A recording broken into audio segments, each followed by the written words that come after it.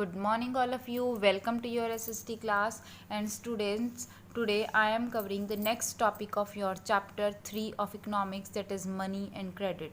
The today's topic is two different credit situations.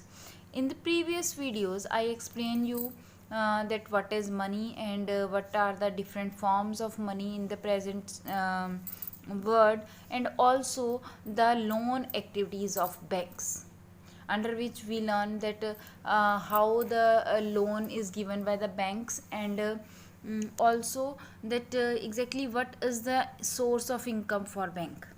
Okay, so today I am covering the next topic, two different credit situations. Under this topic exactly we learn about the that how the people take credit and under which circumstances they have to take the credit. Okay कि किन परिस्थितियों में एक person loan लेता है, क्यों लेता है और किस तरह से लेता है, डिफरेंट वेज. ओके, चलिए let's start the topic.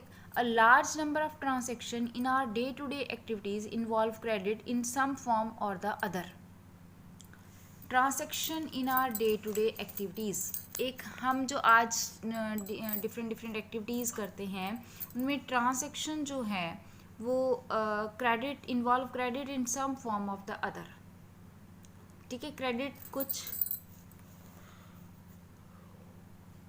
Forms में आता है. Credit refers to an agreement. Now here the definition of credit और loan. What is credit? Credit refers to an agreement in which the lender supply the borrower with money. ये क्या है? एक agreement है जिसमें एक लेंडर, देने वाला, क्या देता है? बोरोवर को मनी, गुड्स और services in return for promise of future payment. Goods भी दे सकता है, सर्विसेज भी दे सकता है, जिसमें वो दूसरे से क्या वादा करता है, क्या एग्जैक्टली क्या प्रॉमिस करता है, promise for of future payment, कि वो फ्यूचर में इसको पे कर देगा. Let us see how credit works through the following two examples. with the help of these two examples, one is this festival season and Swapna's problem, we can learn that how the credit is taken by the different peoples, कि अलग अलग लोग जो हैं वो credit किस तरह से लेते हैं. एग्जैक्टली बच्चे मैं बता दूं आपको कि लोन डिपेंड करता है पर्सन टू पर्सन, कि कौन सा पर्सन किस तरह से लोन लेना चाह रहा है और कैसे वो लोन ले रहा है. ओके, तो ये सिचुएशंस पर डिपेंड करता है, पर्सन के ऊपर डिपेंड करता है. तो लेट अस रीड इट कि किस तरह से इन एक्चुअली हम दो सिचुएशंस को पढ़ेंगे और दोनों में लोन लेने का तरीका जो वे है वो डिफरेंट रहेगा. And with these two examples we have to be learn कि which type of credit is beneficial for us. ठीक है, चलिए let's start the festival season. It is festival season 2 months from now, and those manufacturer Salim has received an order from a large trade in town for 3,000 pair of shoes to be delivered in a month time.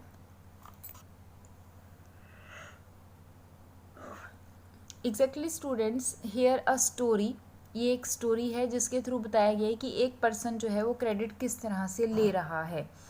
कि festival season चल रहा है और एक सलीम जो एक शू manufacturer है उसको एक ऑर्डर मिलता है लार्ज ट्रेडर से, दूसरी कंपनी से, कि 3,000 पेयर ऑफ शूज़ जो है वो उसने डिलीवर करने हैं within a month.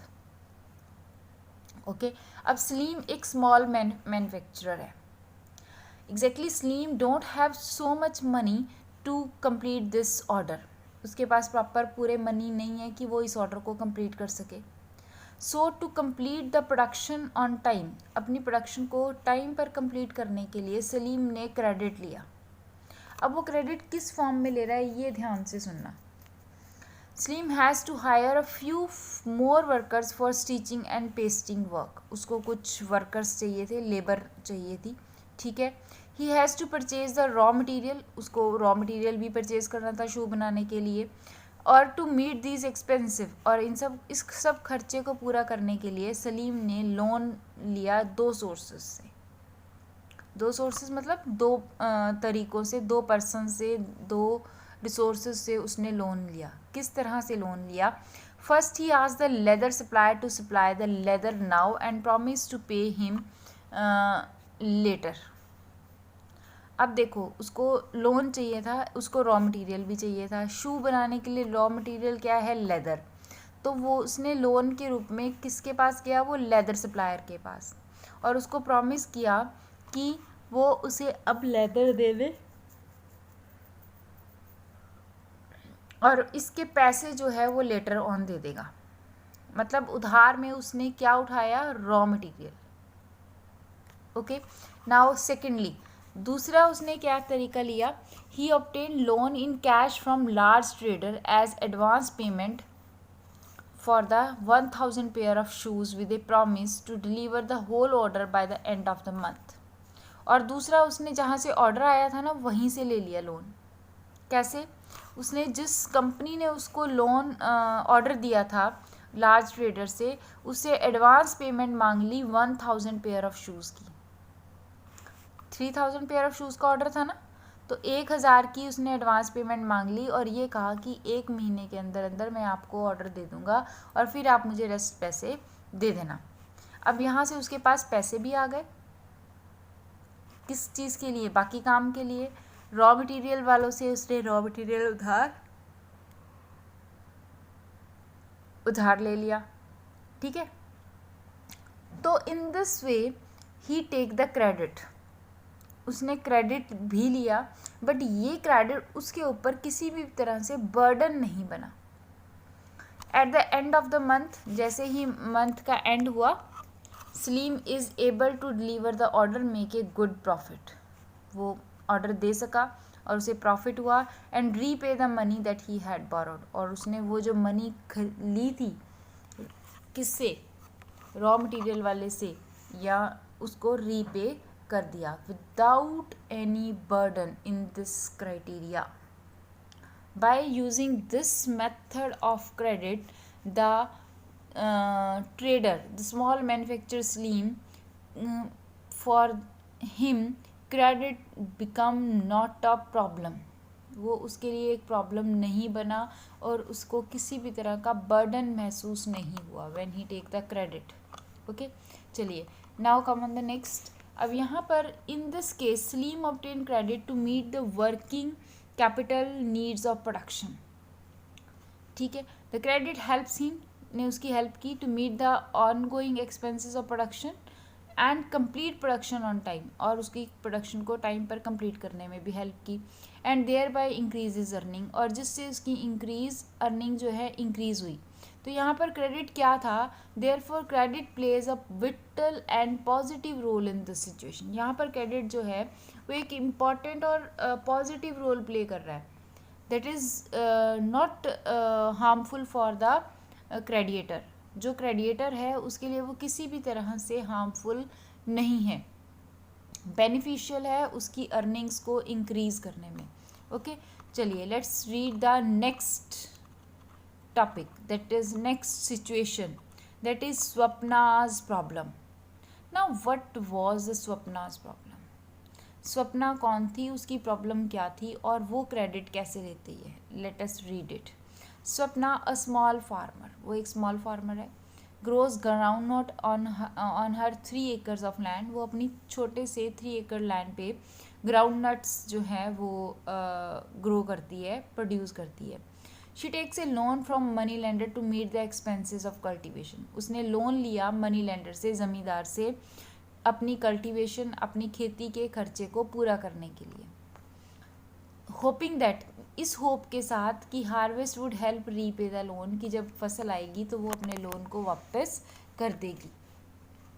Mid way through the season the crop is hit by paste and the crop fails. और जैसे ही मिड वे मतलब सीजन के बीच में ही क्रॉप पर एक हानिकारक कीटनाशक ने, पेस्ट होता है कीटनाशक, कीड़े ने आक्रमण कर दिया, उसके ऊपर हार्म इफेक्ट कर दिया, एंड क्रॉप फेल हो गई, ख़त्म हो गई। Though Swapna sprays her crops with expensive pesticide, it make little difference. जबकि स्वप्ना ने स्प्रे भी किया अपनी क्रॉप के ऊपर एक्सपेंसिव पेस्टिसाइड का, बट वो थोड़ा बहुत ही फ़र्क रहा, not more. Okay. It is unable to repay the money lender, और इसकी वजह से स्वप्ना जो है वो मनी लेंडर को अपना क्रेडिट वापस करने में एबल नहीं हो पाई. एंड द डेप्ट grows over the year into a large amount, और जो कर्जा था वो बढ़ गया साल के एंड में, और वो इंक्रीज हो गया क्योंकि यहाँ पर उसको रेट ऑफ इंटरेस्ट भी देना था मनी लेंडर को. कीप इन माइंड कि here the Swapna also gives them rate of interest, but in the above situation,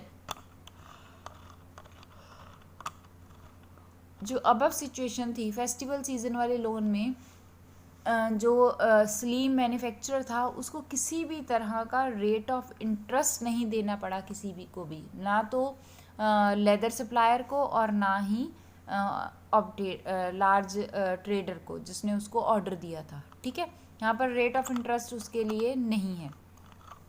but Swapna ने जब जमींदार से पैसे लिए थे तो उसे रेट ऑफ इंटरेस्ट भी देना पड़ेगा. ओके, चलिए. तो next year Swapna takes a fresh loan for cultivation. अब अगले नेक्स्ट ईयर स्वप्ना के पास पैसे तो हैं नहीं. In the next year she also take loan. उसने दोबारा से लोन लिया from the money lender. It is a normal crop this year, और इस साल उसकी फसल सही हो गई, ठीक ठाक नॉर्मल हुई. But the earnings are not enough.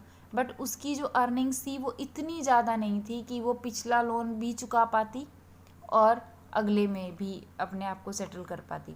To cover the old loan she is caught in डेप्ट. अब वो कर्ज के नीचे दब गई, डेप्टनेस हो गई, कर्जदार हो गई. She has to sell a part of the land, और इस कर्ज को पूरा करने के लिए उसने अपनी ज़मीन का एक पार्ट बेच दिया टू पे ऑफ द डेप्ट, ताकि वो अपने कर्जे को पूरा कर सके. ठीक है, तो यहाँ पर स्वप्ना के लिए what do you think, credit is beneficial?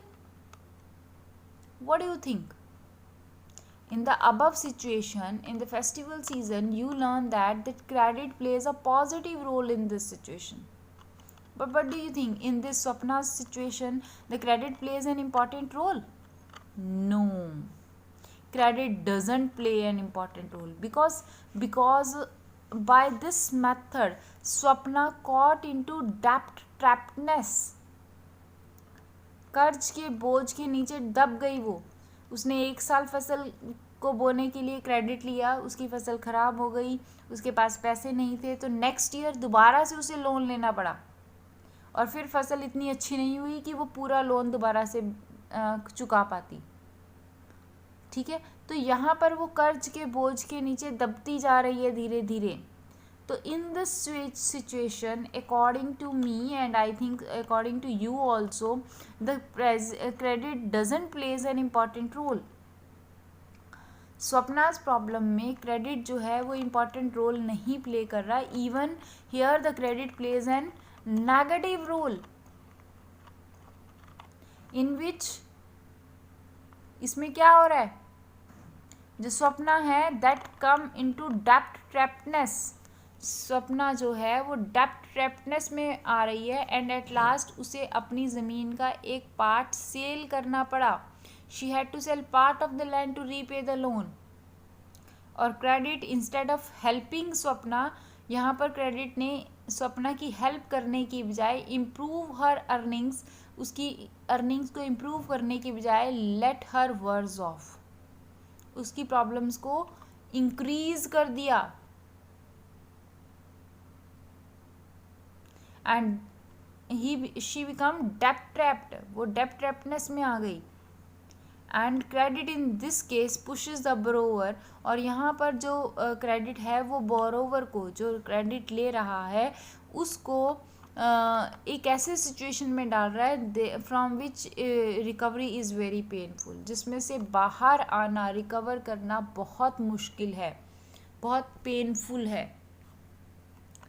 तो according to this Swapna's problem, credit plays an negative role. यहाँ पर क्रेडिट जो है वो एक नेगेटिव रोल प्ले कर रहा है. So by studying these two different situations, इन दो डिफरेंट सिचुएशंस को रीड करने के बाद व्हाट यू वांट टू से, आप क्या कहना चाहोगे? That credit plays an different role in different situations. वो डिफरेंट सिचुएशंस में डिफरेंट रोल प्ले कर रहा है. ओके तो नॉर्मली लोग क्रेडिट कब लेते हैं, किन सिचुएशंस में लेते हैं, और कहाँ पर क्रेडिट एक पॉजिटिव और कहाँ पर एक नेगेटिव रोल प्ले कर रहा है. ठीक है. रूरल एरिया में जो मेनली क्रेडिट जो है वो क्रॉप प्रोडक्शन के लिए लिया जाता है. क्रॉप प्रोडक्शन में मेनली फर्टिलाइजर्स को खरीदना, पेस्टिसाइड्स, सीड्स, इलेक्ट्रिसिटी, इक्विपमेंट्स खरीदना, इन सब के लिए जो किसान है वो लोन लेने की कोशिश करता है.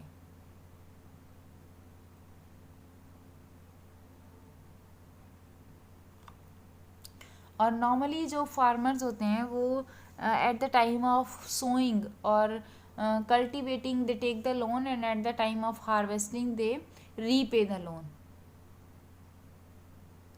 बट जो रीपेमेंट है वो डिपेंड करती है फार्मर की इनकम पर. जैसे कि स्वप्ना के केस में फार्मर की इनकम जो थी वो ज़्यादा नहीं थी. ठीक है. और जिसकी वजह से increase earning there for person is better off than credit. जहाँ पर हमारे लिए बेनिफिशियल होना चाहिए वहाँ पर उसको डेप्टनेस में डाल देता है.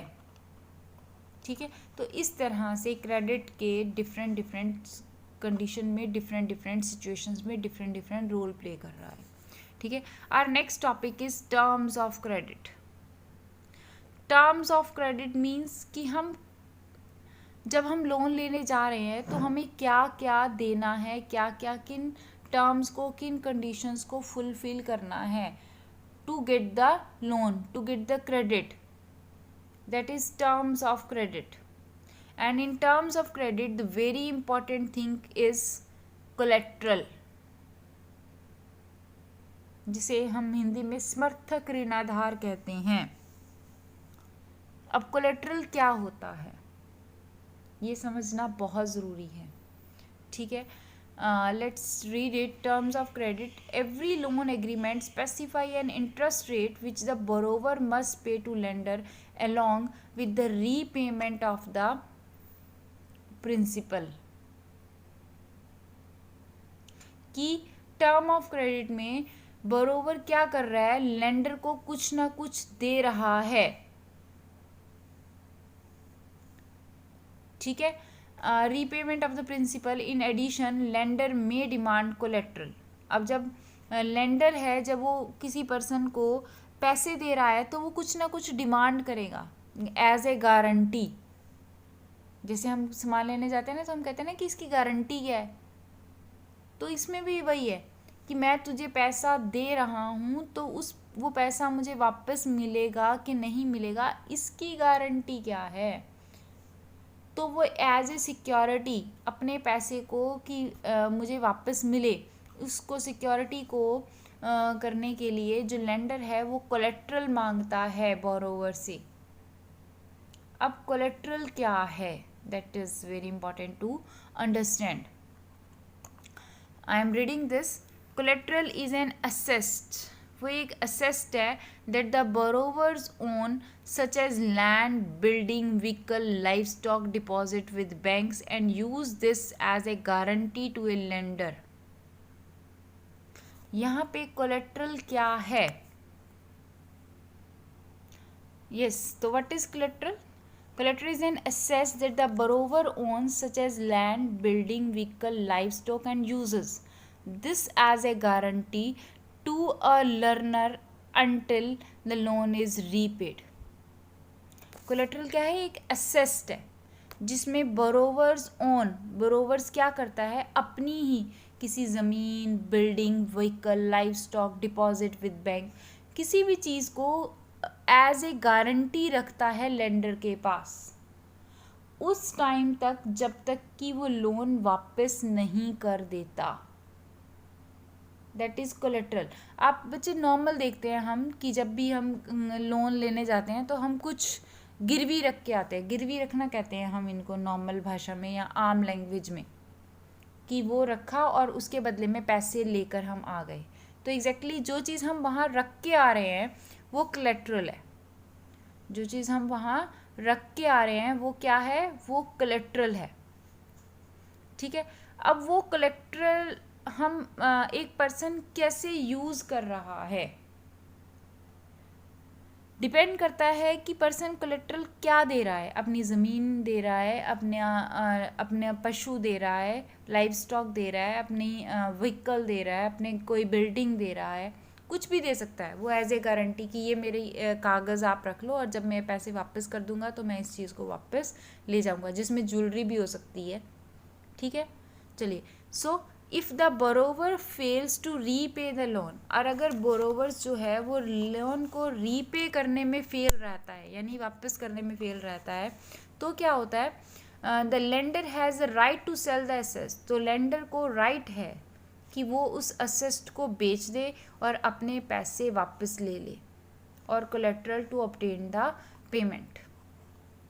प्रॉपर्टी जिस तरह से land, deposit with banks, livestock are some common example of collateral. ये एग्जाम्पल है, नॉर्मली लोग इन्हीं चीज़ों को गिरवी रखते हैं। ठीक है, तो टर्म ऑफ कोलेट्रल क्रेडिट में collateral plays very important role. Collateral सबसे इंपॉर्टेंट रोल प्ले करता है। सम टाइम और if we goes to the banks, अगर हम बैंक्स में जाएंगे तो बिना कोलेट्रल के हमें लोन नहीं मिलता। ठीक है, चलिए। Now come on the next, that is interest rate, collateral and documentation requirement and the mode of repayment together comprise what is called the terms of credit. अब टर्म्स ऑफ क्रेडिट में collateral तो होता ही है, इसके साथ साथ interest rate, कितना rate of interest है, किस ब्याज दर पर हमें लोन मिल रहा है, collateral, documentation requirement, documentation proper होती है। अगर हम बैंक से लोन लेने जाएंगे तो हम प्रॉपर कागजी कार्रवाई करते हैं, डॉक्यूमेंटेशन करते हैं, जिसमें प्रॉपर फॉर्म फिल करेंगे, टर्म एंड कंडीशंस को फिल करेंगे, उसके बाद बैंक हमें लोन देगा। And the mode of repayment together compromise, और हम किस तरह से रीपेमेंट कर रहे हैं, in the form of money, in the form of work, in the form of any other good service, कुछ भी हो सकता है। The term of credit varies substantially from one credit arrangement to another, और term of credit बहुत ज़रूरी होते हैं credit arrangement में। They may vary dependent on the nature of the lender and the borrower, और term of credit जो है वो depend करती है कि lender कैसा है और borrower कैसा है। अगर लेंडर ऑफिशियल है, जैसे बैंक्स हैं, कोऑपरेटिव्स हैं, तो वहाँ प्रॉपर सब कुछ होगा। बट अगर ज़मींदार है तो नेचुरल है कि वो कुछ अपनी टर्म्स एंड कंडीशंस भी रख सकता है, वो अपने तरीके से लोन देता है। तो these are the terms of credit that is varying in the different credit arrangement, वो डिफरेंट क्रेडिट अरेंजमेंट में वेरी कर रहा है। So all this in about credit situations. Okay, with the help of these two examples हमने समझा कि credit किस तरह से हमारे लिए हेल्पफुल है, किस तरह से हमारे लिए हार्मफुल है। And we also learn the terms of credit, कि क्रेडिट लेने के लिए एग्जैक्टली हमें क्या किन टर्म्स को फुलफिल करना पड़ेगा। Okay, that's it for today, and now tomorrow in the next video I discuss about the different credit arrangements. Okay, thank you and have a nice day.